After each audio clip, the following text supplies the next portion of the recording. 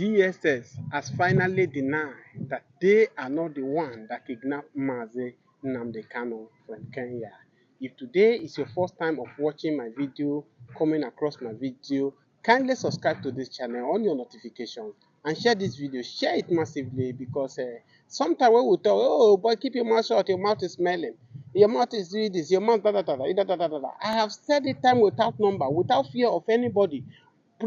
Former President Buhari need to be tried in the court of Nigeria because Buhari and his boys have committed a lot of atrocity that he cannot go scot-free.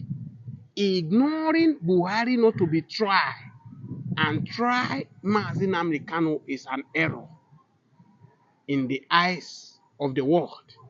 Yes, of course.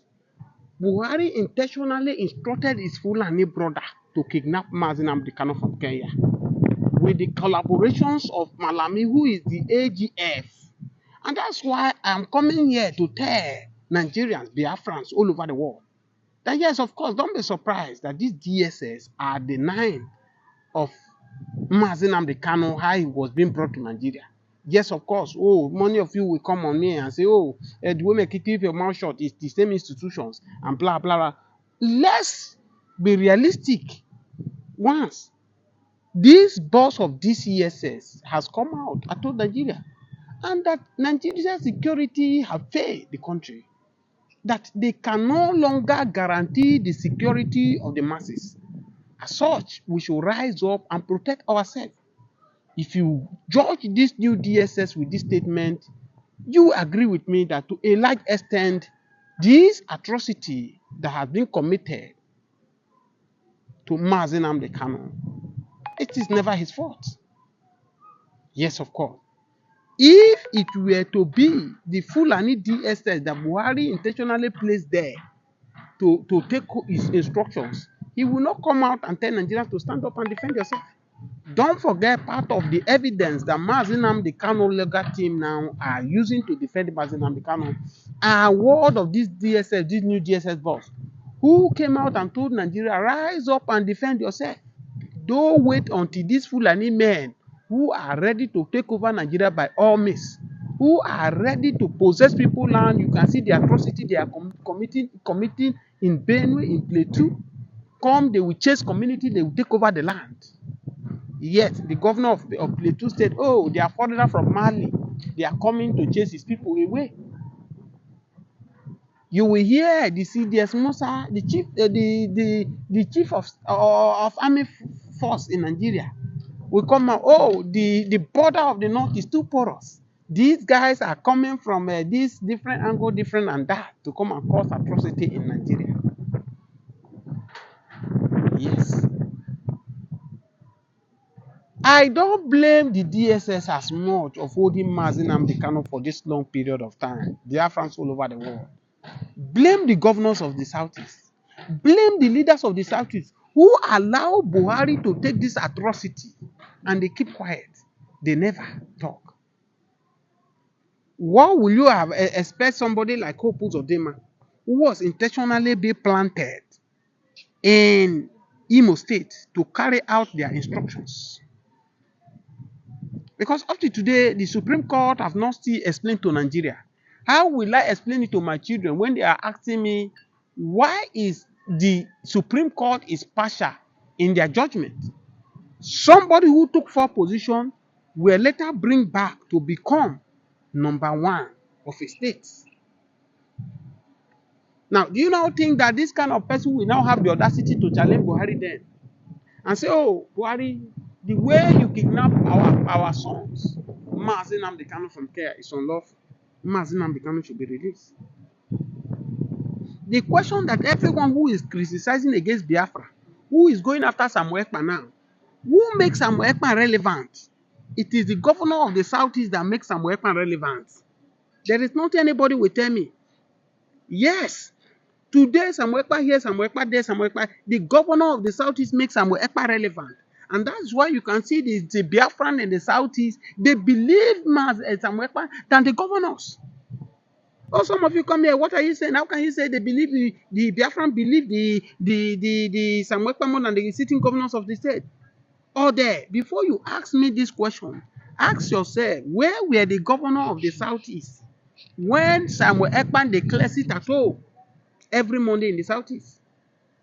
Could they stop it? As I speak to you, there is no school on Monday in the Southeast. Banks are not opening. Nothing is going on in the Southeast. Why? Because the governor refused to do their primary duty by telling Buhari then how Buhari kidnapped Mazi Nnamdi Kanu was unlawful. They keep mute because of their selfish interest. And a man from a far country from Finland and stand up and say, oh, since the governor of the land, you people cannot obey the laws that is governing Nigeria, that say, the court say release Mazi Nnamdi Kanu, you people refuse to do the needful. He declares it at home on Monday. And you can say, oh, many people say it's because of the fear. If they come out, they will buy people, they will do that. All these are stories. I watched the last time Soludo came on the national television. Oh, don't mind these agitators, they are using to raise funds. Samuel Ekpa is using to raise funds. This one is using to raise funds. But if you are doing the needful as a sitting governor of a state, the primary responsibility of every governor in Nigeria is to protect life and property. But reverse is the case. What we see today is the after. They have not even finished the first tenure, which most of them maneuver themselves on the people. Or they planted them by the Fulani Janjaweeds, planted them by these forces who feed the whole Nigeria. They are seeking for another tenure.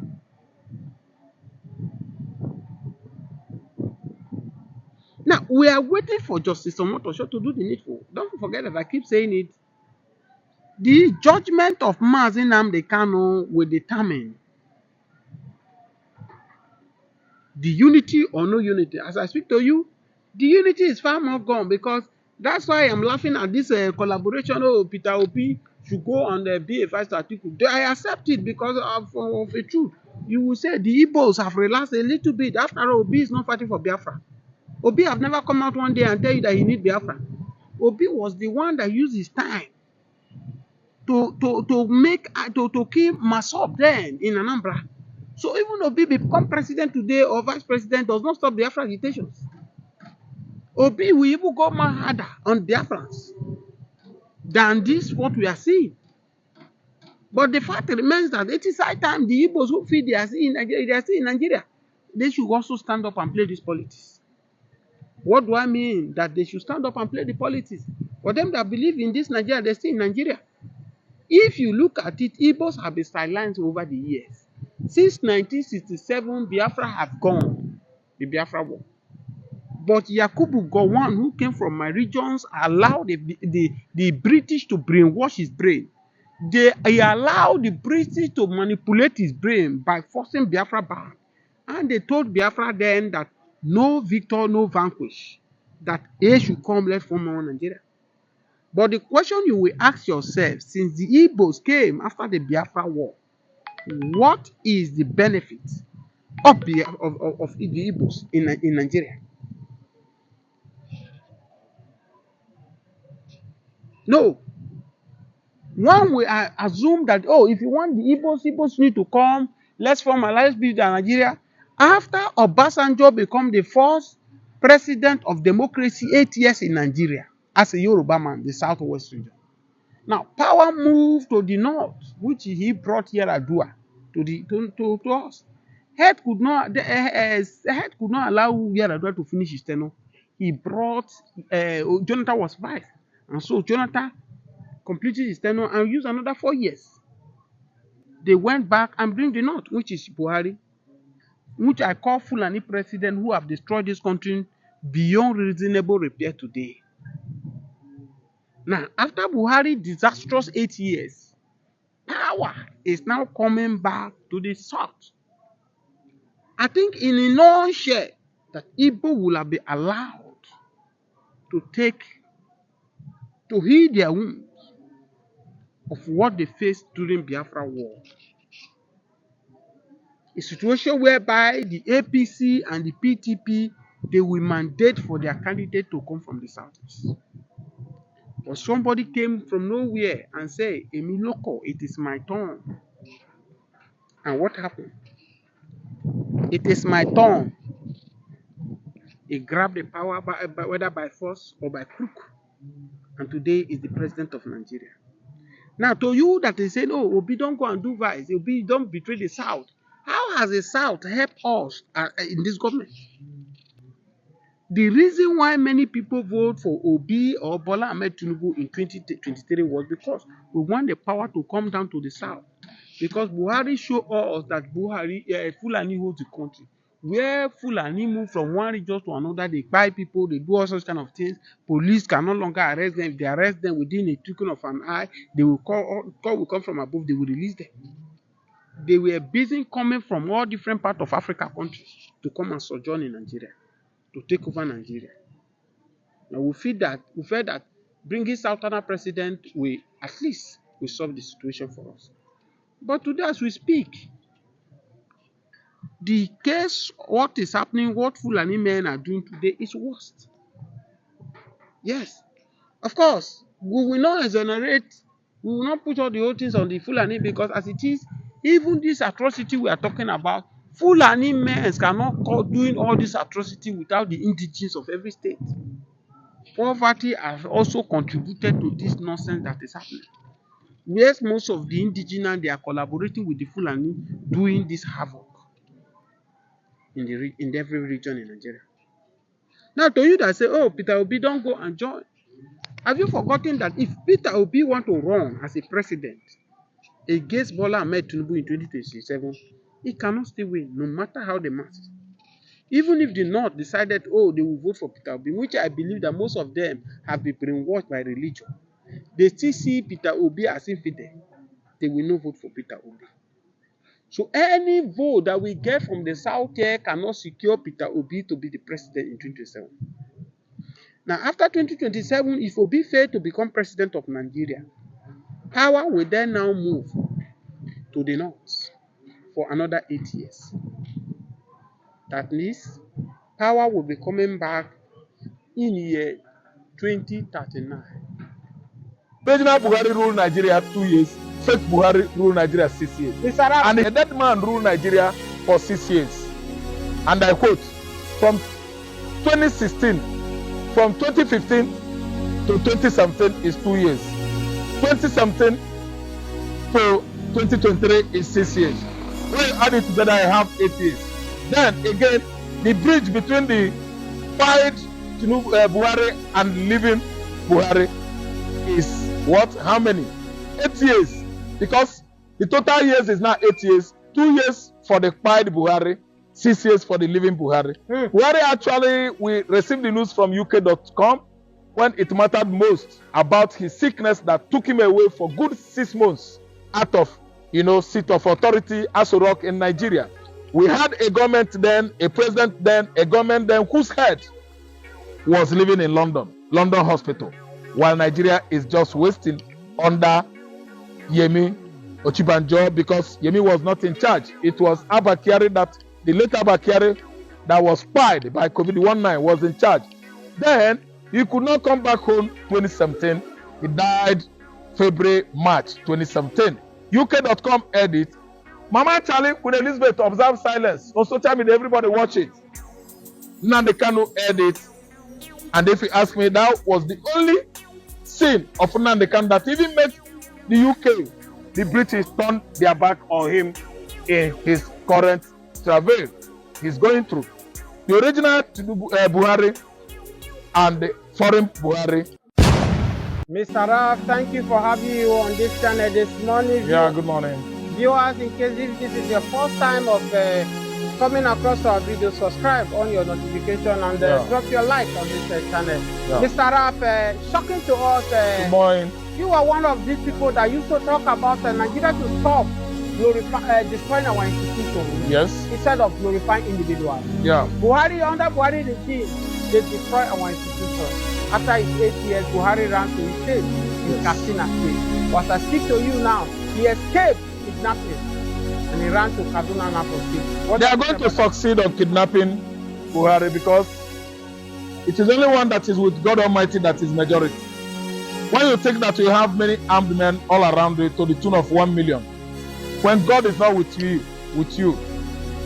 you are exposed to insecurity. What do I mean here? Buhari is trying to tell the whole world that he has all it takes to protect himself from an external attack or abduction. So I'm talking to you, Daura is in Kaduna State until Katsina State was created out of Kaduna. Katsina State was created out of Kaduna and the rest of the northern states. And now Daura, the hopefully or presumably home of Buhari, which many people think it is in Katsina. It's still in Kaduna State. And after much hard working to escape from Niger is ancestral town. When the junta took over the government, democratically, elected regime of Niger, Buhari absconded into, I think, UK. From UK has come back to Niger, and the heat was over there because the kind of government they have in Niger right now, they could at least apprehend Buhari, get him arrested. Because you that rule Nigeria, what are you doing in Niger? It means you have a central home in Niger. You actually deceived the Nigerians, worked in their military for many years, ruled them for the first time in 1980s, and still come back in this new millennium, become Nigerian president from 2015 to 2033. That's straight 8 years. And you still run back to Niger.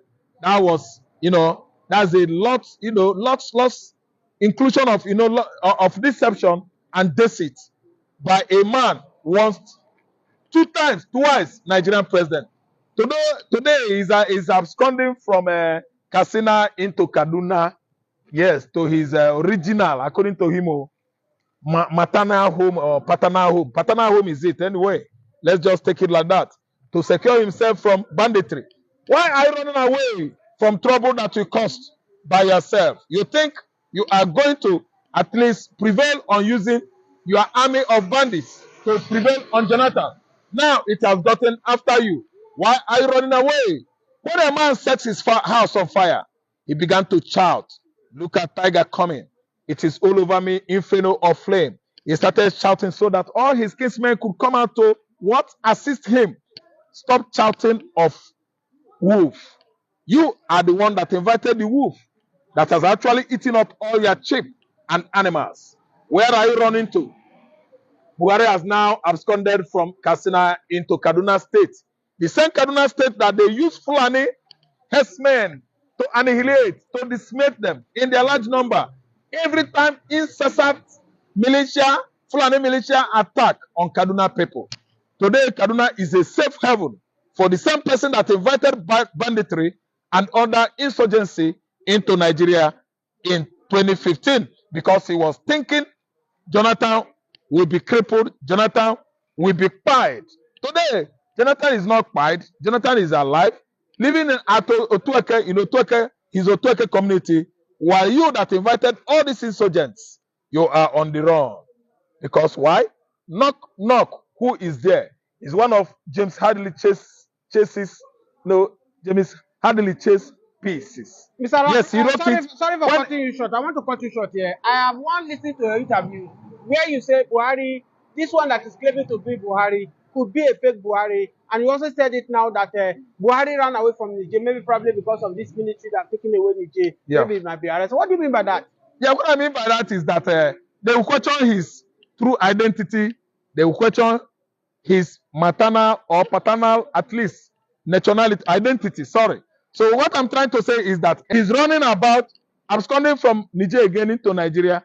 He had this reason, because actually if he stays there, the military junta will get him arrested. Mr. Raf, do you think, if you said with all these things that Buhari is fake one, do you think people like Obasanjo, the rest of all these Nigerian politicians will discover these news and they keep quiet? Because when they happened during Yaradua, we know that they tried to cover Yaradua but Obasanjo stood up there and voiced out that Yaradua is dead. And that's why Yaradua was exposed. And eventually nobody could actually stand up and told us then that Buhari was dead. Why? Because of their selfish gains.